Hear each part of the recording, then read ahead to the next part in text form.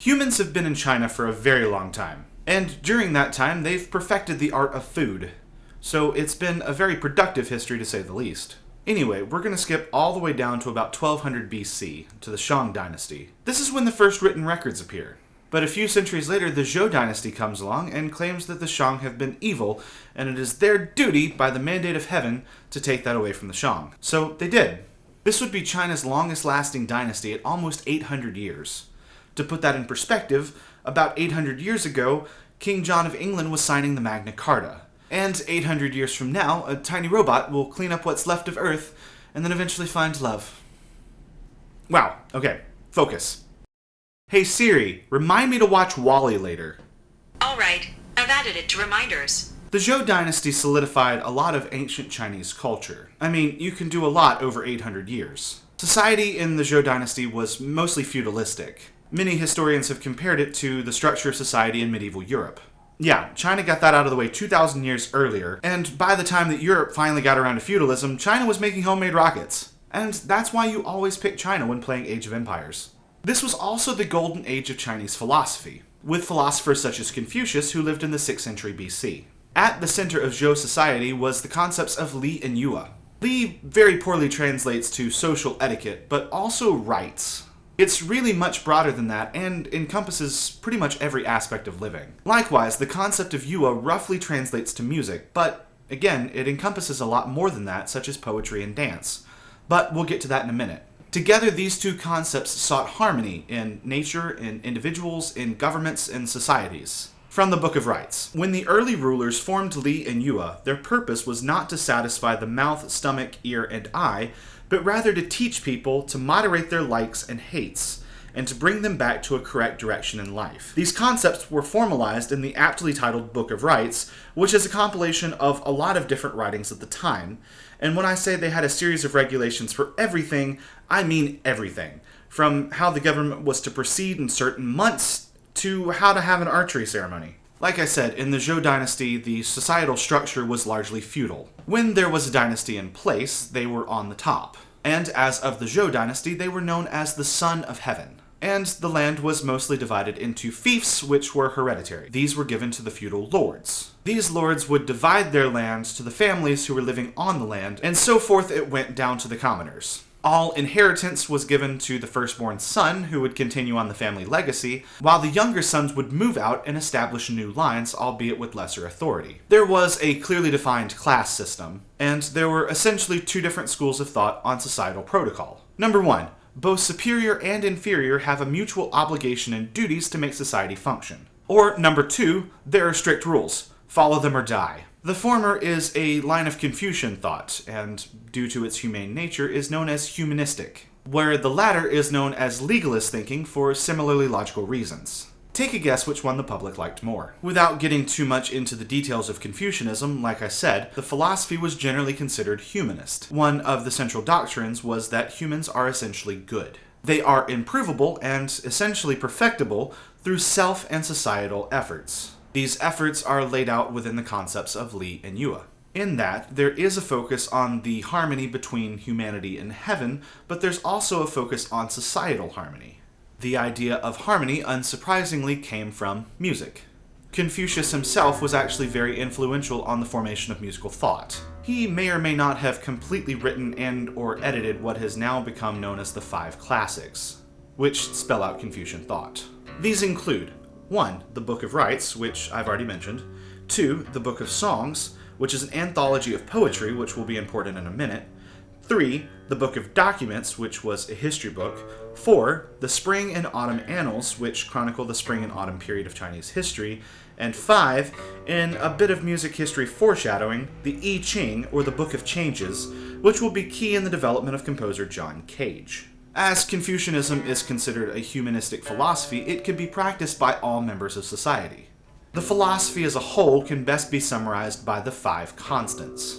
They are benevolence, righteousness, proper right, knowledge, and integrity. Of course, with music being like 50% of the centerpiece of the official doctrine of society, it's no surprise that Confucius mentioned music a lot in his writings. At the time, music was a broad term which encompassed poetry and dance, which often accompanied music. And this perhaps is one of the largest reasons that philosophy of music in China developed the way it did. Confucius said, "Let a man first be incited by the songs, then given a firm footing by the study of ritual, and finally, perfected by music." He saw a deep interconnectedness between music and pleasure, as did many of the other Chinese philosophers at the time. Later Chinese philosophers would also hold a similar view. Music is joy. Being an essential part of a man's emotional nature, the expression of joy is, by necessity, inescapable. This is why men cannot do without music.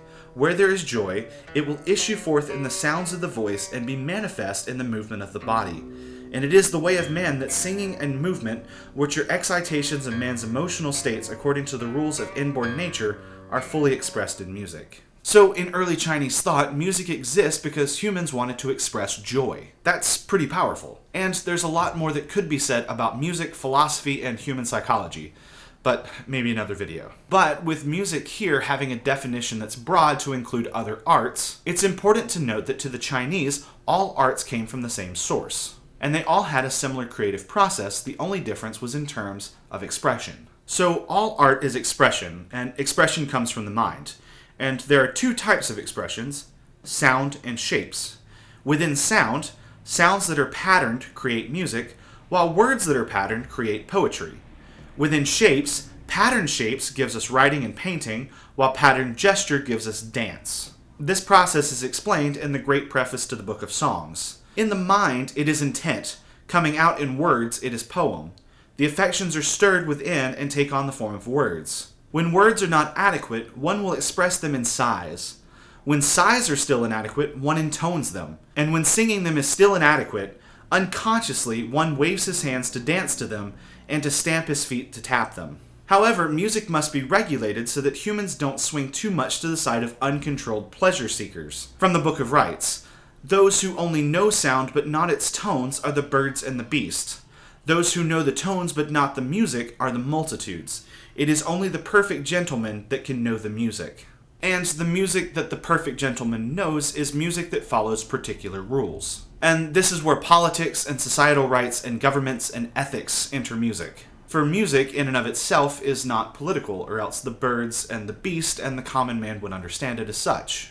Music, therefore, has begun to guide pleasure and teach those who are in a civilized society how to behave. Confucius himself was so convinced of this power of music that he once forgot the taste of meat for 3 months.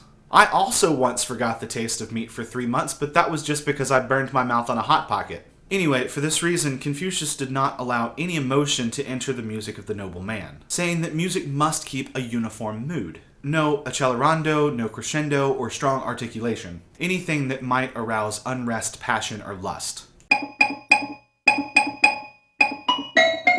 So, to summarize from Chinese literary scholar Gu Mingdong, poetry arises as a result of the desire to seek emotional fulfillment.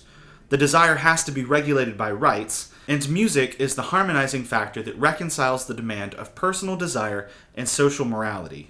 So, if music has a right way and a wrong way, how were the correct rules of music determined? And I know a lot of you are thinking J.S. Bach, of course, but no. Partially, this codification started with the Court Music Bureau early on in the Zhou Dynasty. Additionally, music was thought of as the cosmological manifestation of the sounds of nature. The correct music made use of instruments made from the 5 elements: metal, wood, fire, earth, and water. Around the 7th century BC, a system of pitches began to emerge based on the ratio 3:2, which represent earth and heaven respectively. This quickly led to concepts such as the circle of fifths, and the pentatonic scale, which can be made up of using 5 consecutive notes on the circle. This tuning system at one point was constantly changing. A certain length of pipe would be used as the fundamental, and all of the rest of the pitches could be derived from that central pipe. However, eventually the emperor became the one to decide the pitch standard. It's actually a pretty logical line of thought. The emperor has been given the mandate of heaven, so it's his responsibility to lead and guide the people.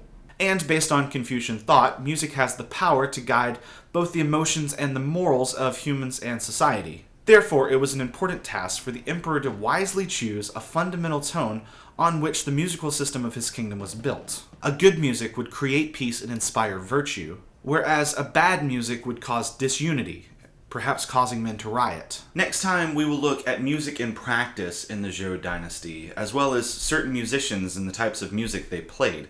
We'll also look at the importance of timbre in early Chinese musical thought, looking at how they divided up instruments and a little bit of music theory. So join me next week for part 2, and I'll see you next time. Thanks for watching this episode of Music and History. Make sure to like, subscribe, and turn on notifications so you don't miss an episode. And if you like this video, please share it with your friends. Also be sure to follow @2MinuteMusic on Twitter, Instagram, and Facebook. And if you're a musicologist who'd like to collaborate, please send me a direct message. I'd love to work with you. Thanks for watching, and I'll see you next time.